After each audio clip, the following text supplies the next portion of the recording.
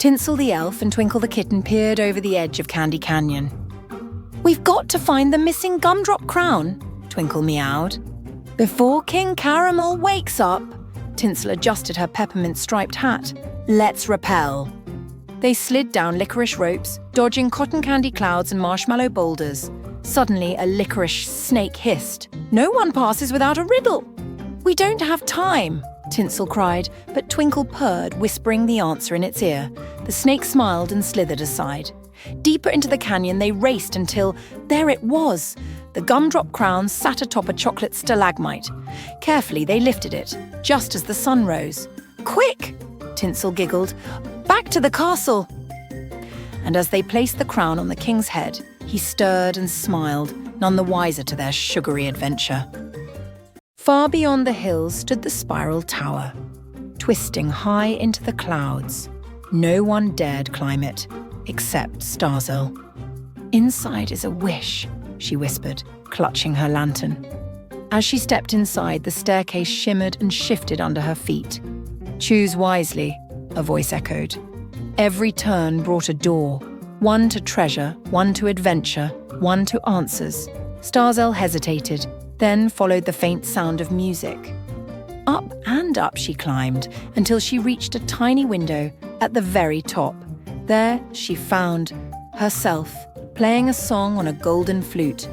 "The wish was always inside you," the voice smiled. Starzl laughed, feeling light as air. As she played, the tower's walls unfolded into bridges of light, leading to dreams she never dared imagine. Deep under Clover Hill, 3 bunnies, Nibbles, Thumper and Tilly, peeked out of their burrow. "It's gone!" Tilly gasped.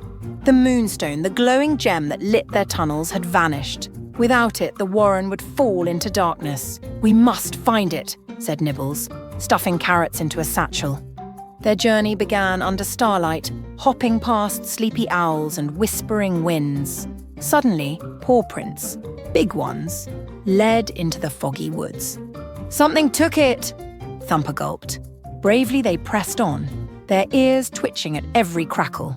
At the heart of the woods stood a towering badger holding the moonstone. "I borrowed it." "For my sick cub," he rumbled. The bunnies huddled. "Maybe we can share it," Tilly offered. And as the moonstone's glow lit both burrows that night, the 3 brave bunnies learned that sometimes courage meant kindness too. Mira was bored. "No one ever texts me first," she sighed, scrolling her phone. Suddenly, a new message blinked in. "Hello, human, this is Dragon." Mira laughed. Very funny. But the next message read, "I need your help." Curious, she replied, "Help with what?" A map appeared on her screen, leading to the old quarry. That's weird, Mira thought, but she grabbed her bike and rode off. At the quarry's centre stood a dragon, scales shimmering like phone screens. "You really came," he smiled. "I've been trapped in this Wi-Fi signal for years." Mira held up her phone. "You're inside my phone?" "Not for long," he winked. With a flash, he soared into the sky, leaving behind a tiny glowing icon. "Dragon contacts. 1. Mira grinned. "Best text ever." Shelley the snail longed for speed. Every day she watched Skitter, the jetpack squirrel, zoom across the park. "Oh, to fly," she sighed. "Why so glum, slowpoke?" Skitter grinned, zipping by. "I wish I could go fast," Shelley said. "Hop on," he said, "but I'm a snail." "Perfect." Skitter strapped her on and whoosh, they soared over trees and puddles. "Whee!" Shelley cheered. Suddenly jammed controls, spiralling down, Skitter panicked. Shelley stretched out, splat, and caught a lily pad, gliding them safely down. "Whoa," Skitter said. "You saved us." Shelley smiled. "Slow and steady's got moves too." Every morning, Lila tended her tiny garden on the castle wall. Roses, tulips, daisies, all bloomed under her care. But one misty dawn, a shadow loomed overhead. A dragon. "Please don't eat my flowers," Lila begged, but the dragon sighed. "I don't want flowers, I need help." He opened a claw, revealing a wilted golden seed. "I've tried planting it everywhere, but it won't grow." Lila smiled gently. Let's try together. They dug a small patch in her garden, watered it, and waited. Days passed.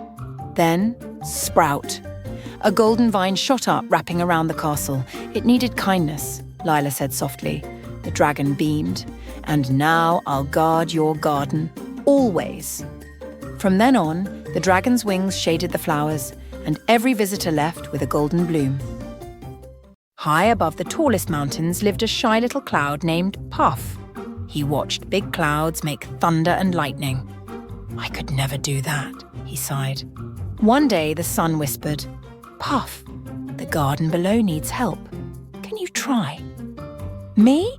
But I'm too small, Puff said. Please, the sun smiled. Puff floated down and gave a tiny squeeze. Out came the softest drizzle. Flowers perked up. Trees sighed in relief. More Puff, said the sun, and Puff gave just enough to bring the garden back to life. Back home, the big clouds cheered. Look who made rain today! And Puff finally felt big enough.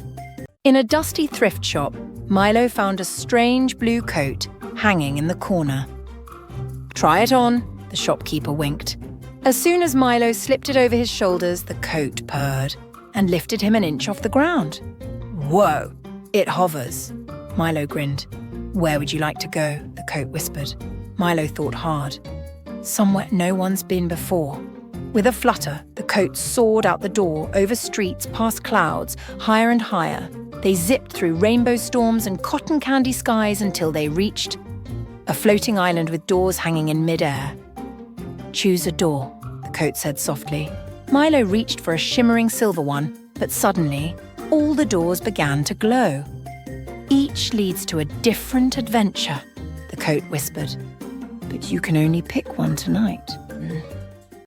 In the heart of Willow Jungle, fierce Rawclaw the tiger prowled, feared by all. But one day, something tiny landed on his nose.